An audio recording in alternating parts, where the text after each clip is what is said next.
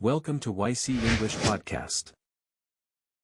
Hey everyone, welcome back to the YC English Podcast.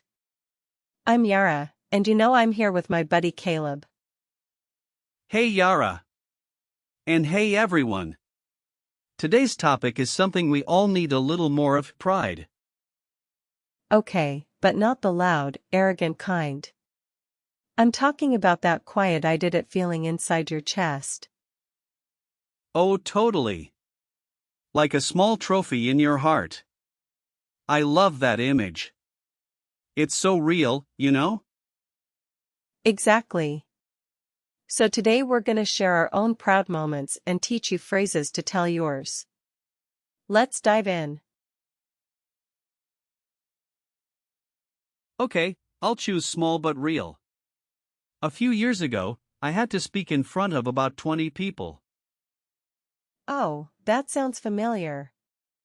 Were you nervous? Totally. My hands were cold, my voice was shaky, and my brain was like, have we ever met English before?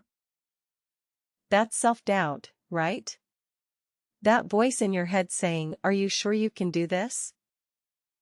Exactly. And at first, I believed it. I almost told myself maybe I should not do it. But you pushed through, right? You didn't stop? Yeah, I thought, if I always avoid scary things, my confidence will stay very small. So you stepped out of your comfort zone. That's huge. Right. My comfort zone was like, excuse me, where are you going? It had snacks and soft blankets. Haha, that's so human. So how did it go when you started speaking? The first minute was rough, my voice was shaking, I forgot a sentence. But I took a breath and kept going. And then something changed? Yeah, after a few minutes, my voice became steady. One person even nodded, and it felt like a lighthouse in the fog. For example, I had a lot of self-doubt before I started. Self-doubt is that voice in your head saying you're not good enough. It's like a tiny critic living rent-free in your brain. For example, I stepped out of my comfort zone and joined the class. To step out of your comfort zone means doing something new or hard that feels uncomfortable at first. Like leaving your cozy couch for a cold gym. For example, I was nervous, but I pushed through. Push through means to keep going even when it's tough. Imagine running uphill, your legs scream, but you don't stop. So my proud moment was when I helped a learner believe she could speak English. Oh, that sounds very you, Yara. What happened? Well, she understood English but was afraid to speak. She kept saying, "My English is not good enough." Ah, self-doubt again. It's everywhere. Right? I told her, "Your English doesn't need to be perfect to be useful." She smiled, but was still nervous. So what did you do? We started very small, one sentence, then two, then a short answer. Baby steps, you know? And did it work? One day, she spoke for almost 2 minutes in English. She stopped and said, "Wait, I just spoke English." I love that. Such a quiet victory. Exactly. Nobody gave her a medal, but her heart knew. And I felt proud because I helped her see her own progress. That's a beautiful reminder. Proud moments don't have to be loud. Sometimes they're like a tiny candle. For example, it was a quiet victory, but it meant so much to me. A quiet victory is a success that looks small to others but feels huge inside. Like finishing a puzzle alone. For example, finishing the course gave me a sense of accomplishment. A sense of accomplishment is that proud feeling after finishing something hard. Like climbing a hill and looking back. For example, helping someone can be a proud moment because your action mattered. Impact means the effect you have on someone or something. Like dropping a stone in water, the ripples are your impact. If someone asks, talk about a time you felt proud of yourself, where do you even start? Start with the situation, what happened. Then say what was difficult. Then the action and how you felt. Right. Situation, difficulty, action, feeling. Simple but powerful. For example, I felt proud of myself when I gave a presentation. At first, I had a lot of self-doubt, but I stepped out of my comfort zone and pushed through. That sounds natural and complete. Not like a robot reading a poster. Exactly. You need a real moment. What were you doing? What changed? So instead of I passed my exam and I was happy, you could say I had failed once before, so passing felt like a breakthrough. Beautiful. Or I had to push through weeks of practice. That gives the story breath. These phrases help the story breathe. Like opening a window in a stuffy room. Yeah, and don't just name the achievement, show the struggle. That's what makes it special. For example, that lesson was a breakthrough for me. A breakthrough is an important success after a period of difficulty.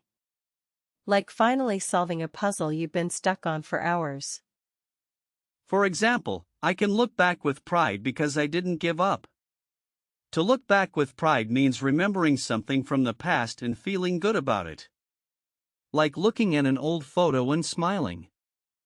For example, the first minute was rough. Rough means difficult or not smooth. Like driving on a bumpy road, it's not comfortable, but you keep going. That's a great point. Being proud of yourself doesn't mean you think you're better than everyone else. Right. It can simply mean I know this was difficult and I'm glad I tried. Exactly. You can say, I felt proud of myself because I knew how much effort it took. That's a lovely sentence. Or it may not seem big to others, but it meant a lot to me. That's very human. Sometimes people see the result but not the quiet work behind it. Like an iceberg, they see the top, not what's underwater. Ooh, strong image. The achievement is the part people notice, but the courage underneath is what makes it special. So if you say, I gave a speech, that's okay.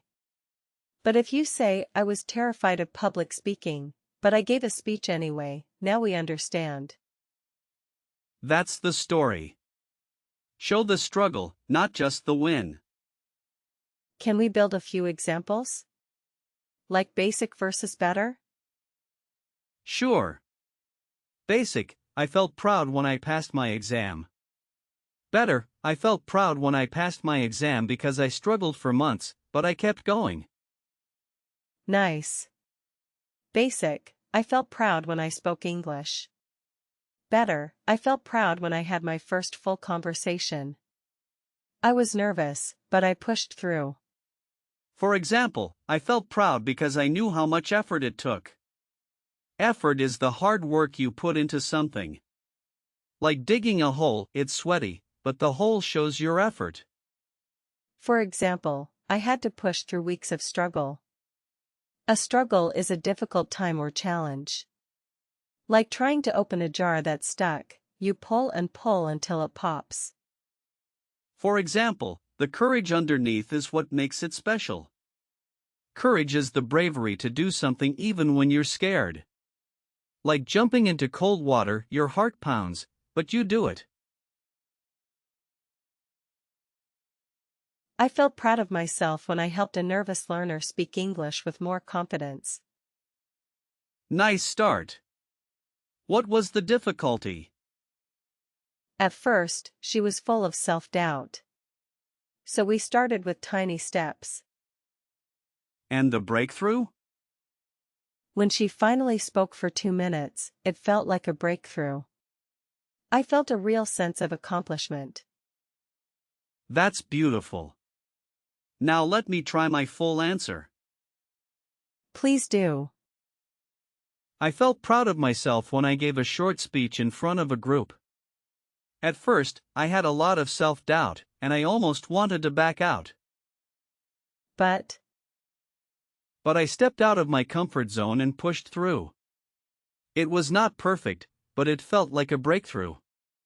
Now I can look back with pride. wow, that was excellent. It had situation, difficulty, action, feeling, perfect structure. Thanks. And now it's your turn, listeners. Try one sentence. I felt proud of myself when. For example, I almost wanted to back out. To back out means to decide not to do something you planned. Like standing at the edge of a diving board and stepping back. For example, I helped a nervous learner speak with more confidence. Confidence is the belief that you can do something well. Like walking into a room and feeling I've got this. For example, your answer had a clear structure.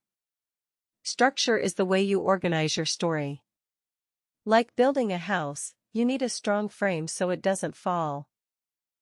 Thanks so much for watching today's episode. Hit subscribe and we'll see you next time.